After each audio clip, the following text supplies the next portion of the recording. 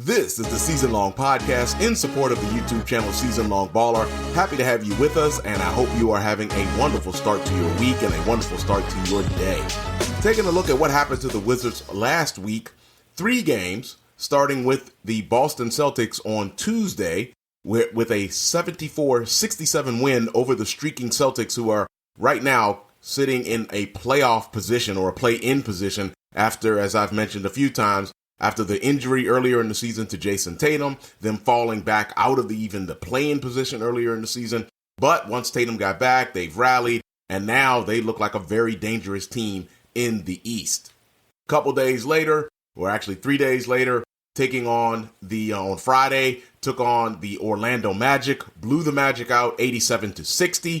That means that in the season series, the Wizards do win that series 3-1 against their Southeast Division rivals.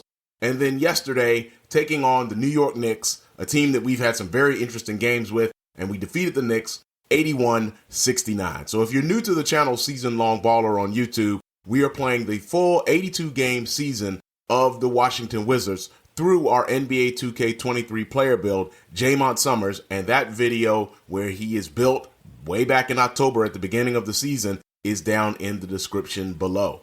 So we'll take a look at what's happening next week as we are getting close to the end of the season. But first, let's look at some of the status that's going on in the league right now. The Wizards have clinched the number 1 position in the Eastern Conference right now, 62-16, home advantage all the way through, and the number 1 seed, of course. They are followed by the Sixers, who have also clinched actually a position right now. They've clinched a playoff berth. And then the rest of the conference is pretty interesting. The Cavaliers, the Hawks, the Bulls, the Heat, the Celtics, the Pacers, and the Nets have all clinched at least a play-in berth at this particular time, with the teams, most of the teams, with the exception of the Sixers, have 4 games left. The Sixers have 5. The Sixers are currently in second, like I mentioned, at 48-29. The Cavaliers are 46-32.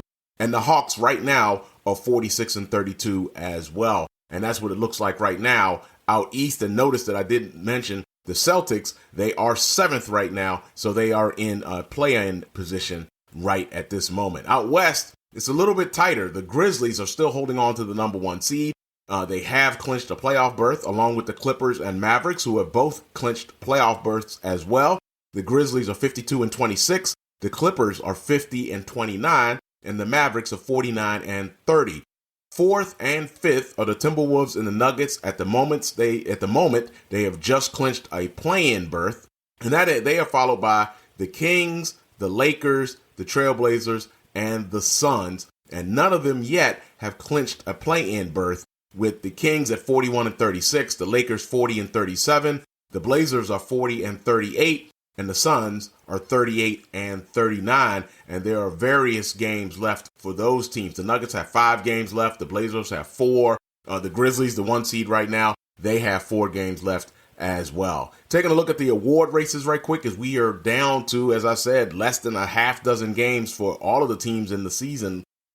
Kristaps Porzingis of the Wizards, believe it or not, right now has moved into the number 1 position for most valuable player, but that position was held by Luka Doncic of the Mavericks for the longest time in our simulation. Right now, Doncic is 3rd. Our player build, Jaymont Summerz, is 4th, and Trae Young of the Hawks is 5th, and Joker from the Nuggets is in 2nd right now. And we'll see if that holds up. But again, there's still a little bit of time left for this to change positions. The Rookie of the Year voting has basically been over for quite some time in our favor, really. Our player build, Jaymont Summerz, is the leader right now. He is averaging more points, or double the points of the second person. And Summerz is averaging 17.1 points a game and is number 1 in the rookie voting. Keegan Murray of the Kings has moved into number 2. For a long time, that was held by Chet Holmgren of the Thunder. Holmgren's not even in the top 5 now. So the top 5 now is Keegan Murray. Well, Summerz is number 1. Keegan Murray is number 2. Jabari Smith Jr. of the Rockets is number 3. Banchero, who was the early leader from the Magic, is number 4. And Jaden Ivey of the Pistons is number 5. And that is your top 5 there in the rookie races. But it would be a major upset at this point if Jaymont Summerz did not get this. He leads all rookies in points per game and in assists. 17.1 points per game. Keegan Murray is averaging 8.1. Jabari Smith is at 8.5. Ben Carroll's at 8.0. So Summerz is easily leading that category, and it would be a surprise if he did not finish number one in that category. Defensive Player of the Year, Kristaps Porzingis from the Wizards has been holding this position for pretty much all season. He leads the league in blocks at 2.2 a game. Also in the top 3 or 4 in terms of rebounds at 6.6 a game. He is followed by Giannis Antetokounmpo, is second in that voting, and he's been pretty much holding second the whole time as well. Jokic of the Nuggets, Anthony Davis of the Lakers, and Mitchell Robinson of the Knicks round out your top 5 for the Defensive Player of the Year voting. In the Sixth Man of the Year voting, Ben Simmons is number 1 from the Nets. Daniel Gafford of the Wizards is number 2.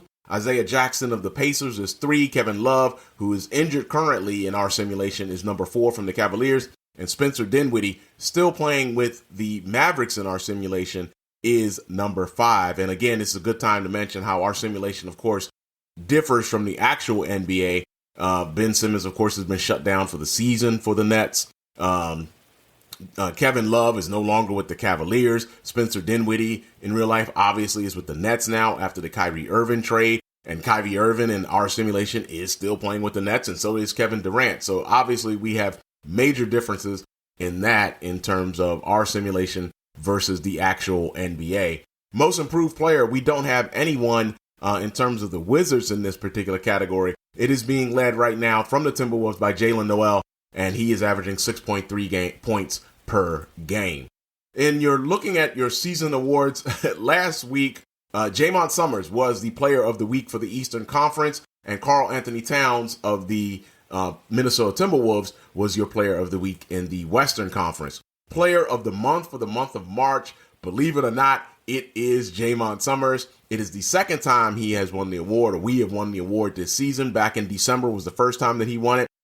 He has won it twice, December and March, as I've mentioned. That puts him up there with some of the other players that have won it multiple times. Luka Doncic has won it twice from the Mavericks in November and in February. Nikola Jokic has won it.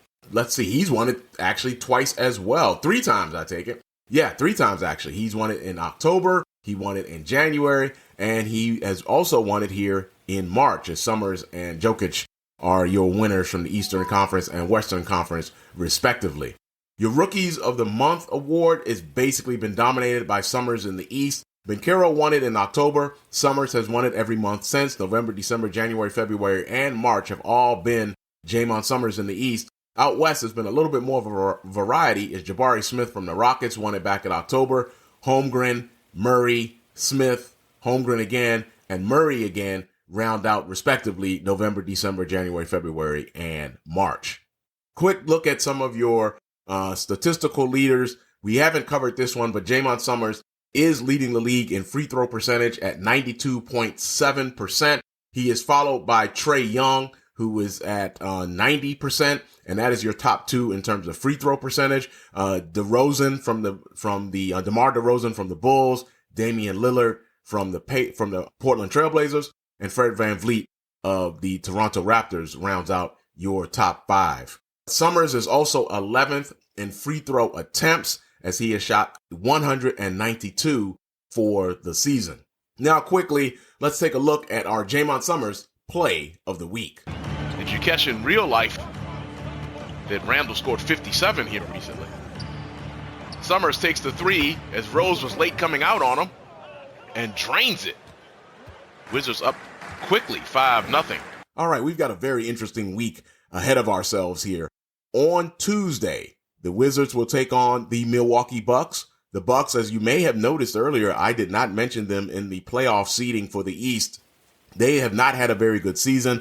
I've mentioned a couple times they've even had a 15-game losing streak, which really kind of took them out of playoff contention for most of the season.